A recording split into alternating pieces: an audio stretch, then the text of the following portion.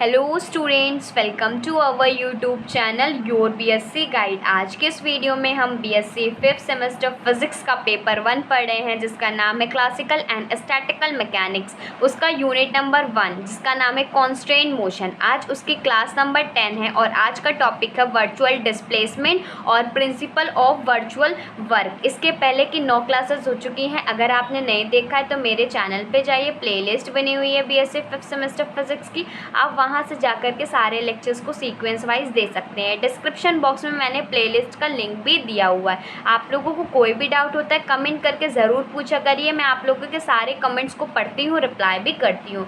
तो सबसे पहले हेडिंग वर्चुअल डिस्प्लेसमेंट डालना है। ठीक, वर्चुअल वर्क को पढ़ने से पहले वर्चुअल डिस्प्लेसमेंट को समझना बहुत ही ज़्यादा ज़रूरी है। तो मैं आप लोगों को लिखवाते हुए चलूँगी, फिर समझाते हुए चलूँगी। ठीक, तो हेडिंग डाल लीजिएगा। फिर इसमें पहला पॉइंट लिखिएगा, considered a particle or a rigid body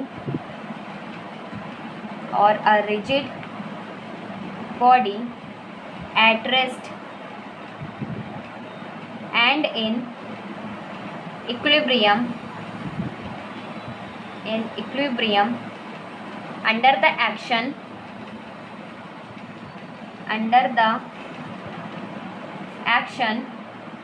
of system of forces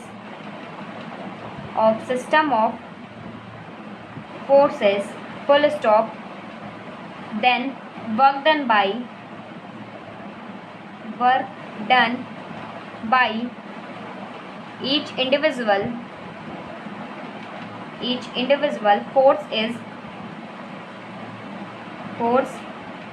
is zero as there is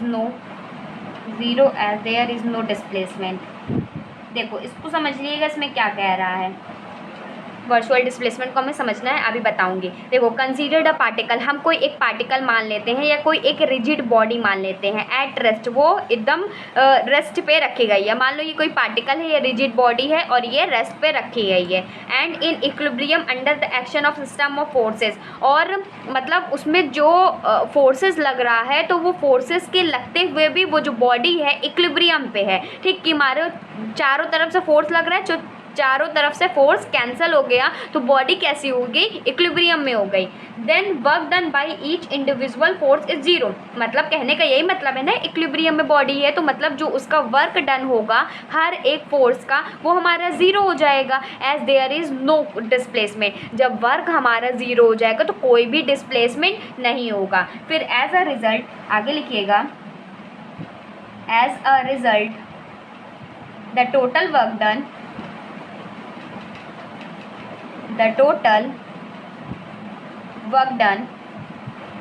by a system of forces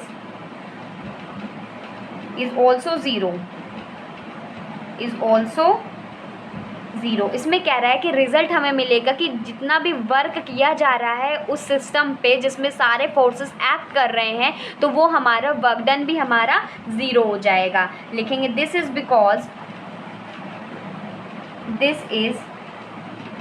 because the displacement of a particle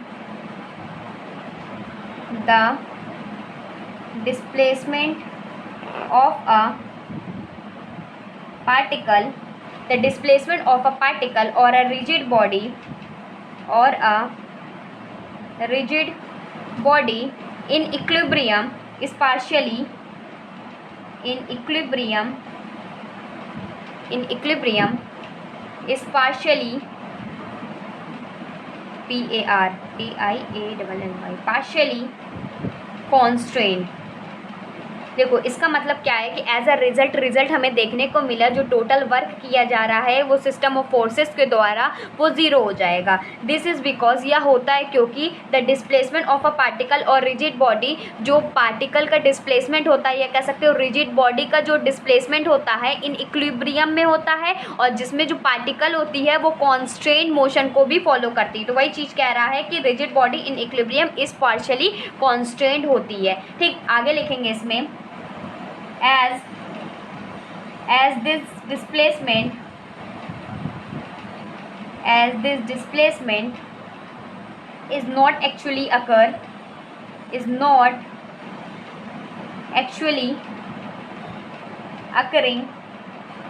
but an imaginary one, we can call it as a virtual displacement। देखो और अच्छे से समझाऊंगी अभी आप लोगों को, एक example के थ्रू समझाती हूँ। देखो इसमें मान लेते हैं कि हमारे पास ये बॉडी थी, ठीक, हमने ये बॉडी ली, इसको हमने रेस्ट पे रख दिया। अब इस पर बहुत सारे फोर्सेस को हमने एक्ट कराया, मान लो इसको खींचे जा रहे, ये बॉडी यहीं पर ही है, हम इसको खींच रहे, दोनों तरफ से ताकत लगा रहे, ये डिस्प्लेस हुई क्या? नहीं हुई ना। लेकिन इसके अंदर के जो पार्टिकल्स होंगे वो हल्का सा डिस्प्लेस होंगे, जो कि हमें बिल्कुल भी नहीं दिखाया जाएगा। तो पूरा का पूरा कॉन्सेप्ट वर्चुअल डिस्प्लेसमेंट कहलाता है। देखो अगर कोई बॉडी रिजिड बॉडी है, हम उस पर बहुत सारे फोर्सेस लगाते हैं तो वो उसमें जितने भी फोर्सेस होंगे सब कैंसिल हो जाएंगे, क्योंकि वो बॉडी डिस्प्लेस नहीं कर रही है। और लेकिन इसमें थोड़ा भी डिस्प्लेसमेंट होगा, ये बॉडी पूरी तरीके से डिस्प्लेस नहीं कर रही, लेकिन इसमें थोड़ा सा भी डिस्प्लेसमेंट हो रहा है, एक तरह का इमेजिनरी डिस्प्लेसमेंट हो रहा है, तो वही डिस्प्लेसमेंट को हम लोग वर्चुअल डिस्प्लेसमेंट के नाम से जानते हैं। समझ में आ गया आप लोगों को कॉन्सेप्ट? अब आगे इसमें लिखेंगे। अब जैसे कि आप लोगों को सिंपली डेफिनेशन ही लिखनी है इसकी, और या कह सकते हो वर्चुअल डिस्प्लेसमेंट को हम लोग कौन सा फॉर्मूला से डराइव कर सकते हैं, तो वो चीज़ बताती हूँ। तो उसमें लिखिएगा इट इज़ डिफाइंड एज, अभी तो मैंने कॉन्सेप्ट समझा रही थी वर्चुअल डिस्प्लेसमेंट क्या होता है, ठीक। अब यहाँ से डेफिनेशन लिखिएगा, it is defined as any arbitrary infinitesimal change in position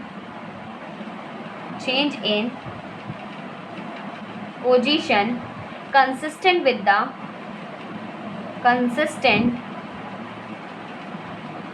the constraint imposed on the motion,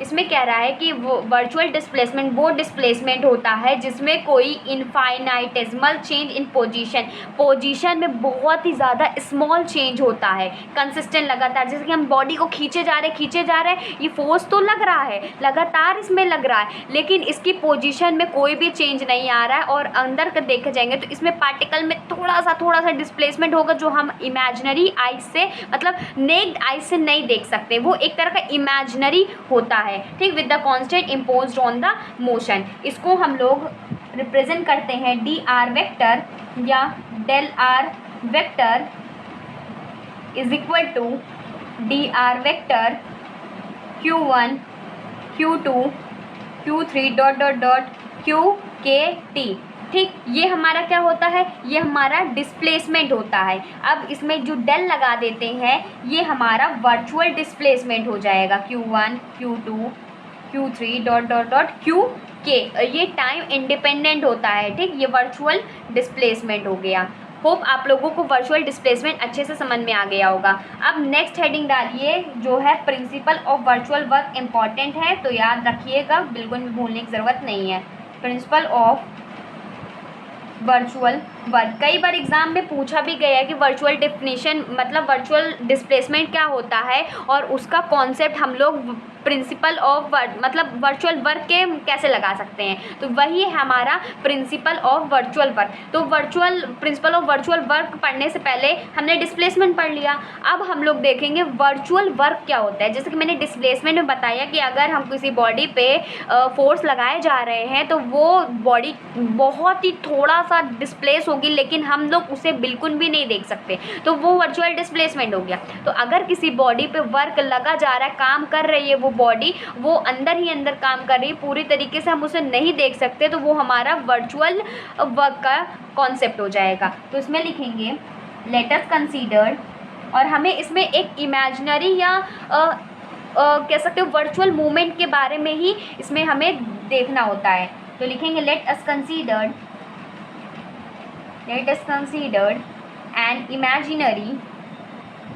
an imaginary या कह सकते हो virtual movement of the body,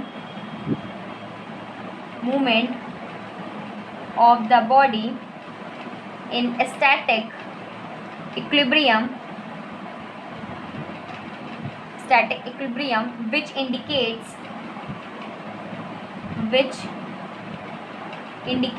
a displacement that does not actually occur. Such type of work is known as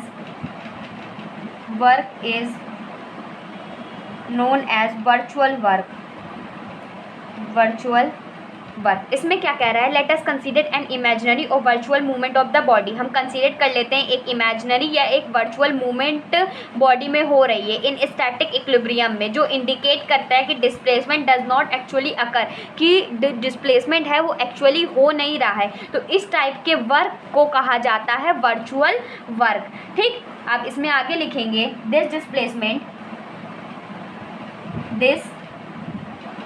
displacement doesn't have any involvement of time. और इस displacement में time के respect में बिल्कुल नहीं होता, टाइम इंडिपेंडेंट होता है. इसीलिए DRI ith पार्टिकल के लिए लिखते हैं तो वो हो जाएगा del RI vector Q1 Q2 Q3 dot Qn तक हो जाएगा. अब मान लो कि जो हम उस पे सिस्टम पे फोर्सेस लगा रहे हैं, तो मैंने बताया हुआ है कि वो जो सिस्टम इक्विलिब्रियम पे है तो टोटल फोर्स कितना हो जाएगा? टोटल फोर्स 0 हो जाएगा. और हम जानते हैं वर्क क्या होता है? फोर्स इंटू डिस्प्लेसमेंट होता है. जब हमारा टोटल फोर्स ही 0 हो जाएगा तो डिस्प्लेसमेंट बहुत ही नेग्लेजिबल हो रहा है, तो हमारा जो पार्शियली वर्क किसी भी पार्टिकल पे होगा तो वो भी तो नहीं 0 हो जाएगा. तो जो चीज़ बताया वही लिखती हूँ. Suppose system is in equilibrium. हमने देखा ना, तो सिस्टम इक्विलिब्रियम में है तो मान लेते हैं कि सिस्टम हमारा इक्विलिब्रियम में है. Then the total force on the particle is 0. तो हम कह सकते हैं कि Fi हमारे पास 0 हो जाएगा. जब Fi हमारे पास 0 हो जाएगा, now the work on the particle will also be 0. तो वो हमारे वर्क भी 0 हो जाएगा. तो मतलब del Wi is equal to, ये हमारा क्या होता था, force into displacement Fi del Ri. तो ये हमारा फोर्स 0 हो गया, तो ये टोटल वर्क जो हमारा लगाया गया पार्टिकल पे वो भी हमारा 0 नहीं हो जाएगा. ठीक, तो इसी की वजह से जब हमारा ये वर्क भी 0 हो गया तो वर्चुअल वर्क भी तो हमारा 0 हो जाएगा, क्योंकि हमारा स्मॉल, देखिए डेल किस लिए यूज़ होता है? क्योंकि स्मॉल चेंजेस के लिए यूज़ होता है. अगर हम इसका समीशन ले लेते हैं तो हमारा टोटल वर्क डन के लिए निकल आता है. तो हम ये कह सकते हैं, इतना आप लोगों ने नोट डाउन किया, आप लोग मेरे साथ नोट डाउन भी करते हुए चलिए ताकि आप लोगों की नोट्स भी अच्छे से बनते हुए चले. ठीक, फिर आगे इसमें लिखेंगे, एक मिनट, हाँ आगे लिखेंगे. Similarly the virtual work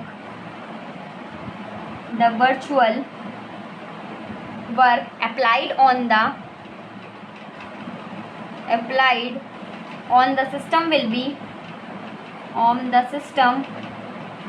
be 0. तो हम ये कह सकते हैं del W is equal to summation of I is equal to 1 to n Fi del Ri हमारे पास 0 हो जाएगा.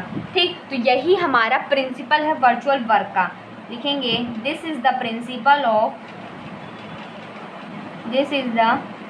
Principle of virtual verb. Hope आप लोगों को ये अच्छे से समझ में आ गया होगा। आज की वीडियो में बस इतना ही रखते हैं। एक नेक्स्ट वीडियो बस बचेगी डी एलम्बर्ट्स प्रिंसिपल की, तो उसमें थोड़ा सा डेरिवेशन है, तो मैं सोच रही हूँ नेक्स्ट वीडियो में कवर कराते हैं, नहीं तो ये वीडियो बहुत ही ज़्यादा लंबी हो जाएगी। आप लोगों को कोई भी डाउट हुआ करे कमेंट करके पूछ लिया करिए, और जितने ज़्यादा कॉमेंट्स होंगे ना तो मैं आप लोगों को एक प्राइज़ मनी डिसाइड कर दूँगी कि हाँ इन्होंने बच्चों ने लगातार मेरे साथ पढ़ाई भी की है और साथ में कंसिस्टेंट भी थे, तो मैं कोई चीज़ कहती थी तो वो सुनते भी थे। तो प्राइस मनी क्या होगा उसमें कि आप लोग जैसे कि विनर आते जाएंगे तो मैं उन बच्चों को एक लीडर बोर्ड बनाऊंगी कमेंट पोस्ट में, मैं आप लोगों के नेम्स भी डिस्प्ले करूंगी, देन उसके बाद उनका कॉन्टैक्ट लेकर के उन्हें प्राइस मनी भी दूंगी, तो वो मैं आप लोगों के लिए करूँगी। ठीक, आप लोग वीडियो को ज़्यादा से ज़्यादा शेयर कीजिए ताकि मैं आप लोगों को बहुत बेहतरीन कंटेंट पढ़ा सकूँ। देखिए मेरी बहुत मेहनत लगती है, आप लोग वीडियोस देखते हैं स्किप कर देते हैं या